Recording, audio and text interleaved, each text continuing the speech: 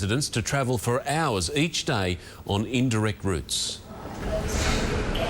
It's standing room only for millions of commuters from Western Sydney who are having to put up with the most overcrowded and delayed train service in the city. You can never get a seat and you're standing the whole time. It's $5 a ticket. We have to do more work, but we have a long-term plan that is actually funded to make a huge difference to the Western Line and indeed every line across this great city. The Western Line is also one of the most dangerous routes in Sydney, with passengers 6 times more likely to fall victim to crime than those travelling in the city's east and north shore. More worrying are the results of a 7 News investigation. This map shows the Sydney suburbs left stranded. If you live in the area marked pink, public transport is in place.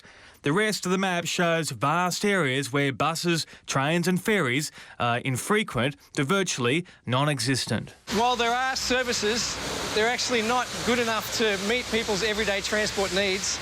And that either forces people into their cars, or for people who can't drive, of course, that puts them in a situation of really serious transport disadvantage. Like Penrith mother of 2, Sue Day. It's 7:15 a.m. and Sue is off to work in Eastern Creek. She has to catch 2 buses and a train for a 21-kilometre journey.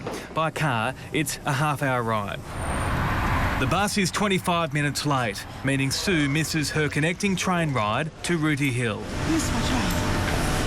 She arrives at work at 9:20 a.m. 2 hours to go 21 kilometres, that's absolutely ridiculous. And we're going to absorb 2/3 of Sydney's population growth over the next 10-15 years, and this is what we've got to offer. Sydney is forecast to expand by 1.6 million people in the next 20 years, meaning 600,000 new homes will be needed. Suburbs like Marsden Park, Campbelltown, Cambridge Park and Oran Park. The closest train station here is a 30-minute bus ride away.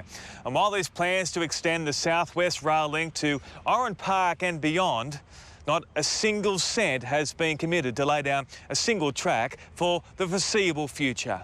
We're developing the housing first and then thinking about the infrastructure going in later. So we can expect more of this, with predictions even more of us will be forced into cars, going 7 kilometres an hour slower into work, spending even less time at home.